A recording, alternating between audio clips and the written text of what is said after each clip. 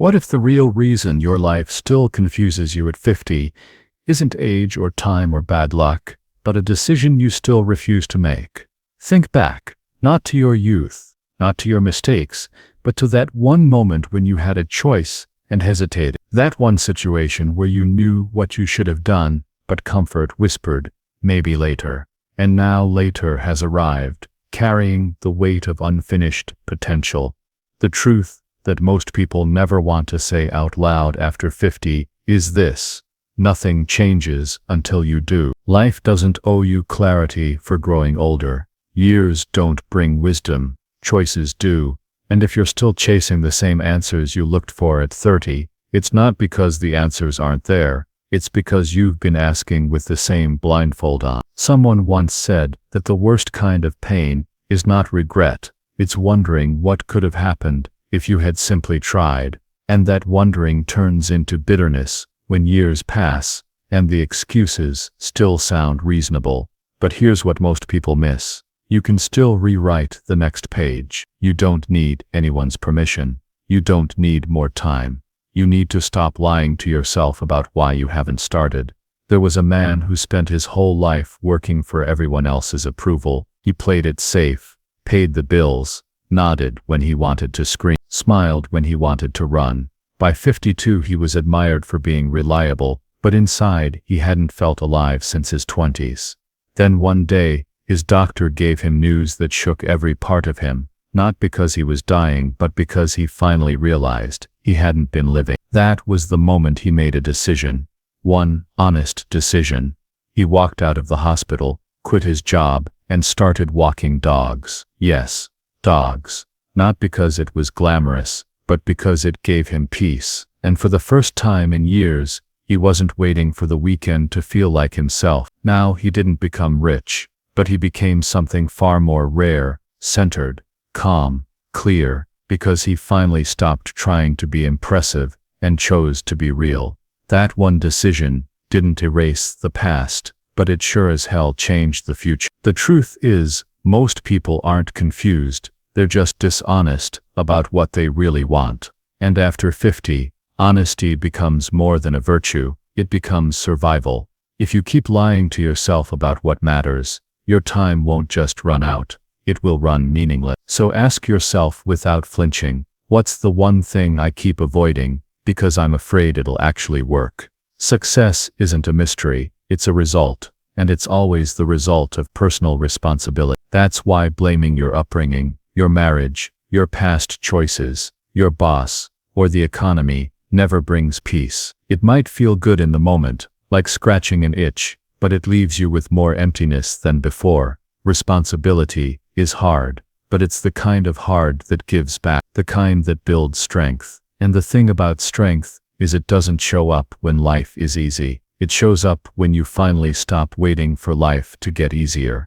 At some point, you have to admit you are the common denominator in every pattern you complain about. If your relationships keep ending the same way, if your money keeps disappearing, if your energy stays low, maybe it's not them. Maybe it's what you're allowing, tolerating, or denying in yourself. Here's the unfiltered truth. Every excuse has an expiration date. And after 50, that date's already passed. The world doesn't owe you understanding. You owe yourself transformation. And that only starts when you take full, brutal, honest ownership of everything you can still influence. Your words, your habits, your reactions, your focus. Some people spend their entire lives talking about what hurt them. Others spend their lives building something from that pain. The difference isn't the pain. The difference is the decision. One made pain their identity. The other made it their fuel. You want to know why so many people feel lost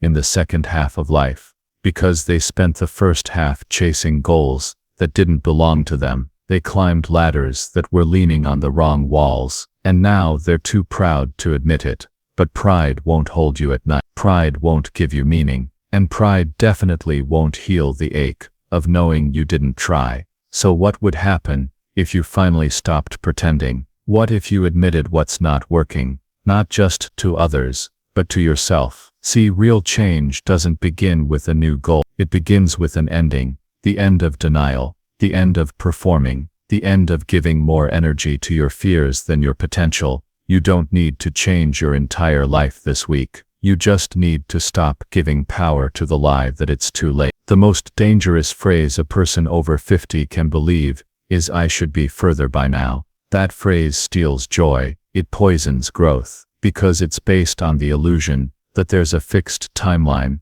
as if your soul came with a stopwatch. Here's what matters more than being on track: being awake. And if you're reading this, listening to this, or sitting alone, wondering what the second half of your life is supposed to be about, that's your signal. The shift isn't coming from outside you. It starts with one decision: to stop explaining and start evolving. Because when you stop explaining your life and start owning it, confusion loses its power over you. You're not lost. You're just stuck in a version of life that no longer fits. And the only way to move forward is to tell yourself the truth. Not once, but every single day, until that truth becomes a habit stronger than fear. And you don't have to fix everything overnight, but you do need to start asking better questions. Not "why did this happen to me?" but "what can I do with it now?" You'd be surprised how many people are paralyzed by stories they could have rewritten years ago. The real work begins when you stop worshiping the past and start honoring the present. That's where part 2 begins. Shall I continue with the next part? You can't grow a harvest in the season you want, only in the season you prepare for. That's the truth most people ignore. They wait until they're desperate for change, and then they scramble for results they never planted. But life doesn't work on your urgency. It works on your consistency. You can't speed up growth just because you're finally paying attention. If your life still doesn't make sense after 50, it's often because you misunderstood how it works in the first place. It's not built in a flash. It's laid down one honest day at a time, one choice after another. People overestimate what they can accomplish in a year and underestimate what 5 consistent years can do. But the catch is this: most never last 5 weeks. Growth has always been a game of roots, not speed. You want to feel proud, get consistent. You want peace, stop chasing shortcuts. There is no leap that replaces the value of honest, sustained effort. Most people don't need a breakthrough. They need to show up for themselves on a Tuesday afternoon when no one is watching. It's easy to think that if life had handed you different cards, you'd be further by now. But the truth is, you've already been dealt the most powerful card there is: your response. The harvest doesn't come to those who complain about the soil. It comes to those who work it. You've probably met someone who always talks about what they're going to do. They have plans, ambitions, dreams, all living in their mind like trophies they haven't earned yet. But the one who plants doesn't talk much. They're too busy preparing. The one who's serious builds in silence. They've learned the world rewards not what you intend, but what you repeat. The laws of life are quiet, but brutal. They don't bend to your opinions. They don't care about how long you've waited. They care about whether you're in alignment with them or not. That's why things feel stuck. That's why goals feel slippery. Because you're waiting for a result that comes only when your actions match the laws that produce it. Take a look at your daily routine. Not what you hope to do, not what you say you'll get to, what you actually do, again and again. That's your life, not your intentions, not your dream, not your past. Your habits are the handwriting of your future, and the smallest ones are the most powerful. 10 minutes of reading each day can shape your entire worldview in a year. Saying no to one toxic behavior, just one, can change your emotional landscape forever. Taking 5 minutes every morning to ask yourself, "What am I building today?" shifts your entire direction. Most people are too obsessed with big moves, but the big moves don't matter if your small moves are broken. Success doesn't explode, it stacks. You've seen it in others. The person who seems calm under pressure, steady through chaos, always moving forward even when things are tough. That's not luck, that's habit, that's emotional structure. That's someone who aligned themselves with how life really works. There are always seasons, not the ones you see on calendars, but the ones that live inside your experience. There's the season of growth, where everything feels in motion. There's the season of stillness, where it feels like nothing is happening. And there's the season of harvest, where every quiet effort suddenly shows its value. You can't rush any of them, and you can't force the one you prefer. That's why so many people burn out. They're trying to bloom in winter, or they're refusing to plant because they're angry. It's not spring yet. Real maturity means learning to act according to the season you're in, not the one you wish you were in. If your life feels still, maybe you're not in failure, maybe you're in the planting season. If things feel heavy, maybe it's not a sign to quit, maybe it's the final tension before breakthrough. If you're confused, maybe it's time to quiet everything else until you can hear the wisdom that's always been waiting underneath the noise. Everything repeats in cycles: pain, opportunity, loss, joy, growth. And if you don't see the patterns, you'll always feel blindsided by them. A storm in your 20s feels shocking. A storm after 50 should feel expected, not because you've lost your edge, but because you've seen enough to recognize the rhythm.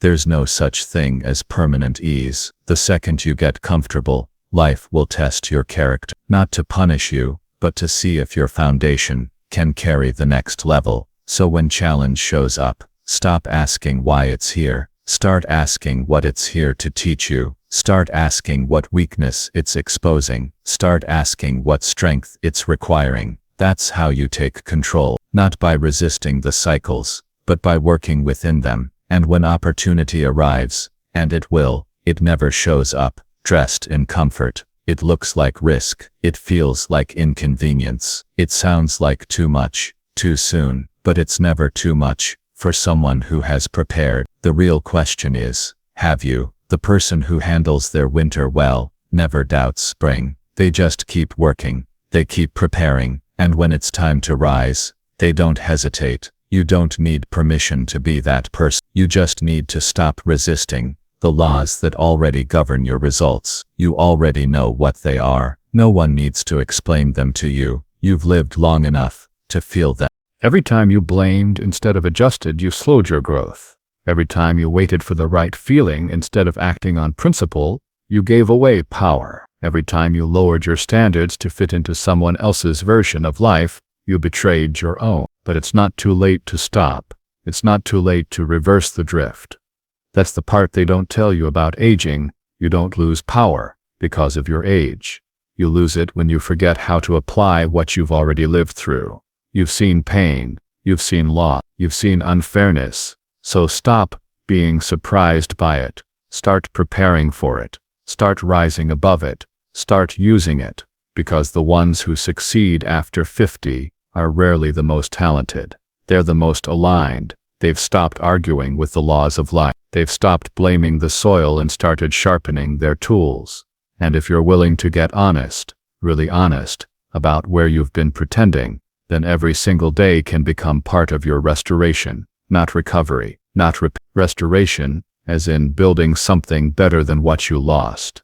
But that won't happen unless you take a long, unfiltered look at the routines you repeat, because your future isn't hidden in fate, it's hiding in your habit. And that leads to the next hard truth most avoid. Not everything you believe is true. Not every thought deserves your attention. Some beliefs are not instincts. They're leftovers. Leftovers from people who quit on themselves. Leftovers from fear passed down to you. Leftovers from an older version of you that didn't know better.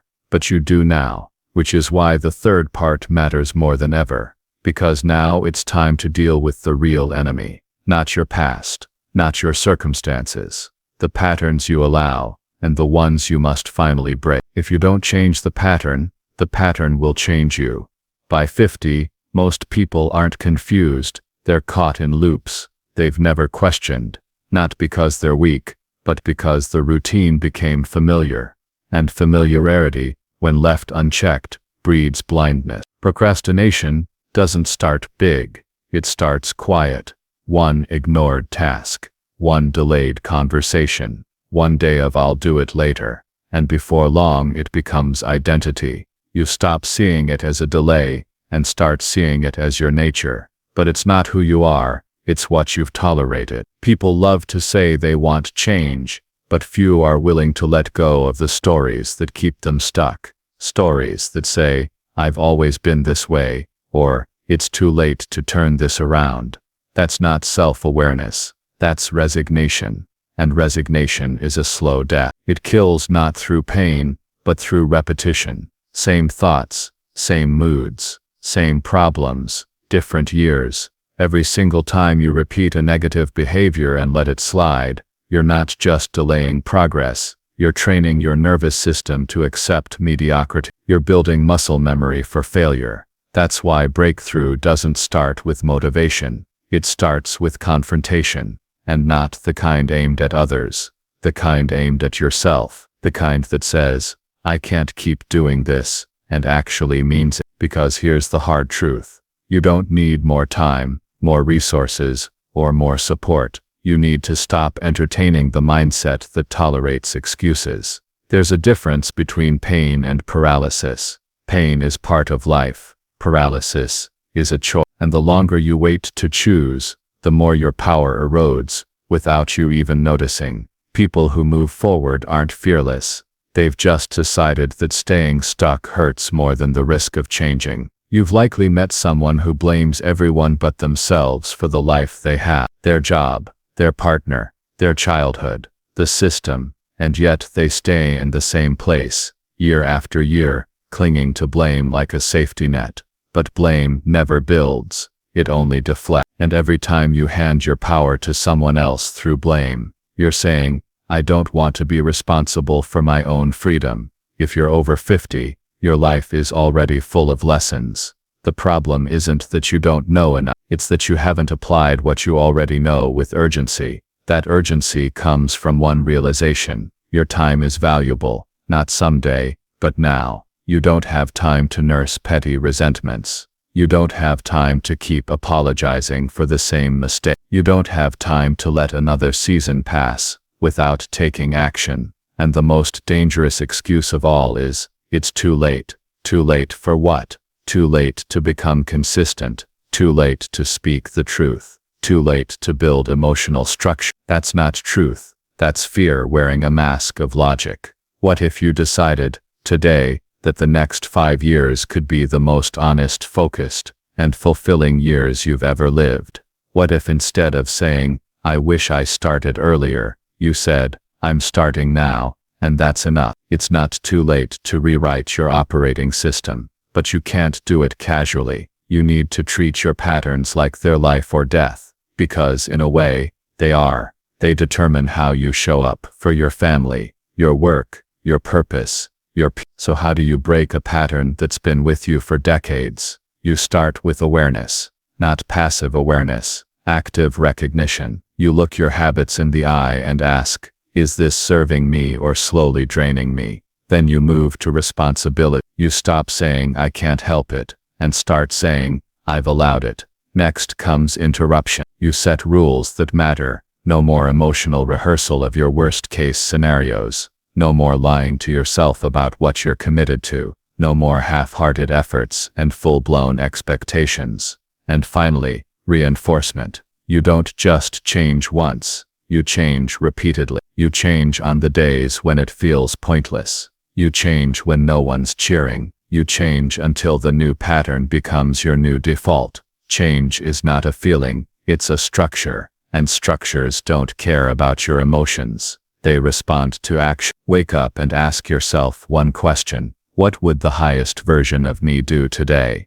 Then actually do it. Not all of it. Just one thing. One action in alignment with who you're becoming, not who you've been. Stop saying you're going to try. Start saying this is what I do now. You don't have to be the most disciplined person in the world. You just have to be consistent long enough to become someone new. And don't let anyone confuse simplicity with weakness. The strongest routines are often the simplest. 3 truths in the morning. I'm responsible for my peace. I control my focus. My effort matters. 3 minutes of silence before reacting to anything. No phone, no input, just clarity. 1 act of courage before noon. Not a miracle, just a decision you would normally delay. Do this for 30 days, not perfectly, consistently, and then look back at what changed, not the world, you. That's how momentum is built, not by waiting for ideal circumstances,